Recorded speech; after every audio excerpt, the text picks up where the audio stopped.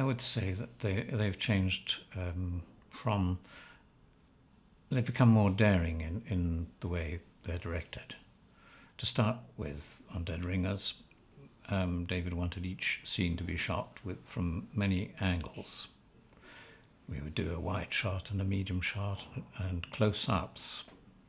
Often we'd shoot only a small section of the scene in a medium shot or a wide shot, and then we wouldn't repeat that part of the scene when we cut closer. Most directors will overlap or do the whole scene in each angle. He's now become very certain about how he wants to edit his films. So they've become very productions in which there's not a lot of footage turned over, or not many minutes of digital time turned over. There are a lot of things in Dead Ringers that I really look at and like.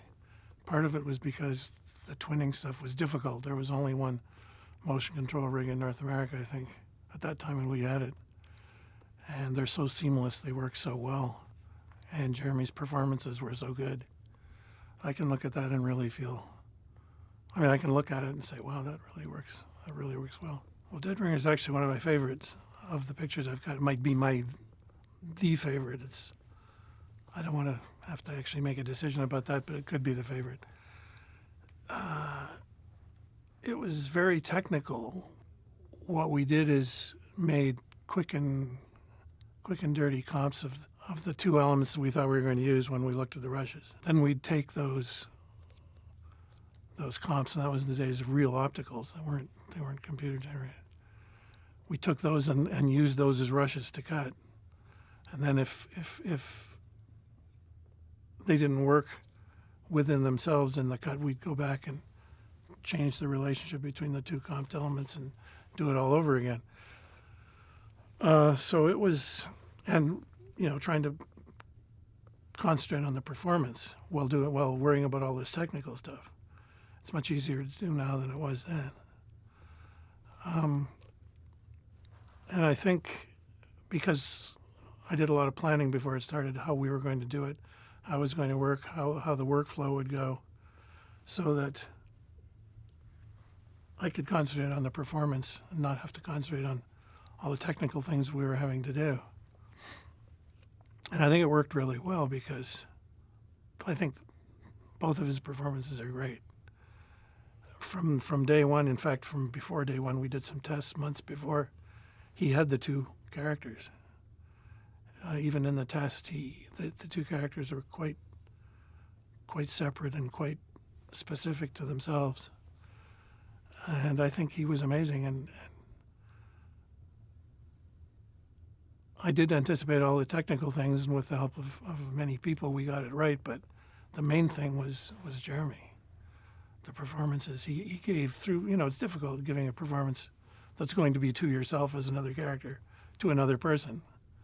It took a lot of focus and concentration on his part, and he was extremely good. He's extremely good technically, as most British actors are. They're technically very good, continuity and hitting the level of their performance for film. He was brilliant, and that was the main thing. And it may well be my favorite of David's movies. I can still watch it and marvel how well it works, considering how primitive that sort of thing was at that time. Yes, I did have to find a way, but any film performance has to do that. But in fact, the way was so simple. I had a nemesis. I had the person I was talking to, the me, always off camera. And this actor who is in every scene of the movie but never appears. He was always my eye line. He would throw me the lines back. So I could play with him. Now, I'm one of those actors who, maybe it means I'd be a better director than an actor. I always know what the other actor should do. I rarely know what I should do. Well, the joy of this, of course, as the other actor, I was about to go around and play that role. So I could sort of see what he was doing, thinking, no, that's not right, but anyway, we'll do it. And I found the process, which basically you play the scene. Let us say it's a walking scene, two of you walking along a corridor talking. The camera's on a track. You play that scene. They press a button. That camera movement is recorded in the computer, so that once we've done 2 or 3 takes, and each take will of course be different, a different speed of the camera. I will have moved at a different speed.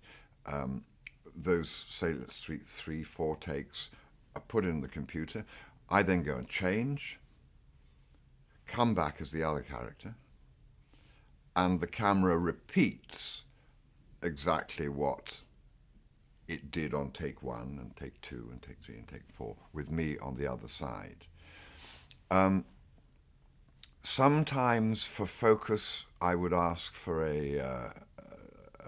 say it was a walking shot and I had to stay the same relationship to the camera as I had the other side, I would ask for a bar to come out, and so I'd be in a way keeping the bar on my stomach as I moved, so I knew I was in the right position and didn't have to think about that. I believe there are only 8 twinning shots in the entire movie. I mean, David was very clever. He thought, we're doing a trick here, we're playing twins, but I mustn't ever do 2 shots where I wouldn't normally do 2 shots, just to show off. To do a 2-shot where I would use a 2-shot. Otherwise, it's always directly cutting between one and the other. So he doesn't draw attention to the trick, which I think is typical of David. I mean, he's a very... well, we can go on at length about David's qualities as a filmmaker, but he's very intelligent and subtle. There were a number of technical demands which were quite new to me. Well, one in particular. That was the ability to use a computer-controlled camera and dolly. It was in the very early days of motion control. And that was totally fascinating to me. We used it sparingly because it always took a long time, at least then, to prepare a shot with motion control. Nowadays it's been assumed into shooting, and I'm sure it's not quite that painstaking to use, but I always called it motion control because whenever I've used it, either on a movie or a commercial, it's taken a lot of time and thought to use it. And as you say, we had to create twins out of one person. We used a number of techniques to create that illusion. Sometimes it was the use of a double, and we'd shoot over the double's shoulder, and the audience believed that both characters were twins. And sometimes we used optical splits. We'd photograph Jeremy as one character and then as another character with a locked-off camera, usually, because that was the simplest way of doing it in those days, before digital effects became easy to use. Well, film is an illusion. We're creating a world that doesn't exist. And the added illusion of Dead Ringers really sort of tickles my fancy. The fact that there are 2 identical twins, both played by the same actor. And I think that gives one a huge opportunity. I remember searching towards how you do that. And when we prepared it, we shopped on 2 separate days for the different costumes for the 2 different guys.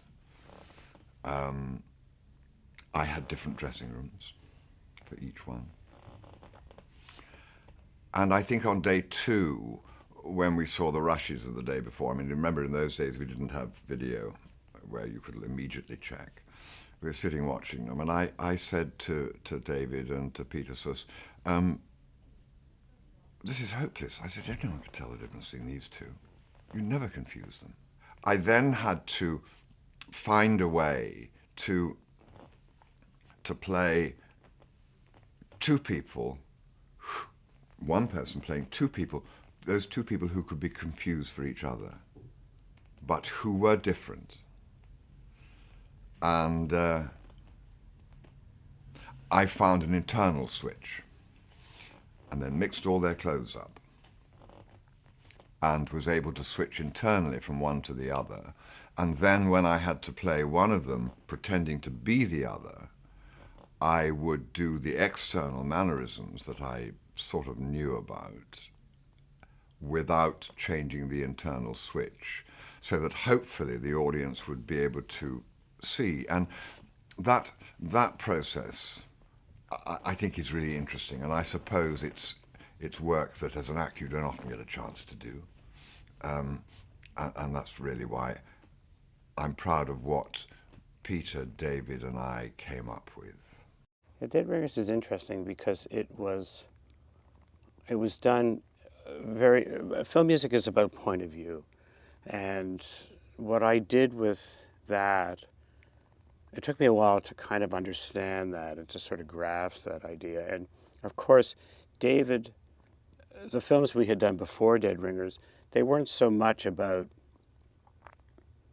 using film music in a traditional way and being so specific about it. I mean, David's films are not there to express the ideas so clearly to you. He creates a lot of ambiguity in the work. He wants you to decide how you feel about the film and how you feel about the scene and the characters. And that on its own is a unique technique. So it's not always clear as to what's being expressed. We take you into the story and you can make your own decisions. And I think Dead Ringers is a very good example of that, where the expression of it in the film and in the way it's shot and the acting and Jeremy, the editing of it is all creating something that in a wider scope than what's actually on the screen. It was a pulpy story, but he brought it to the screen in a much broader way, which he always does, really. That's really the fun of it. So the music in Dead Ringers works all around the edges. It's all about subtext. It's not about what's necessarily on screen. It's adding another layer, another dimension to the film. It's creating depth to the story. And it's also probably making you think about things in a more subtle way.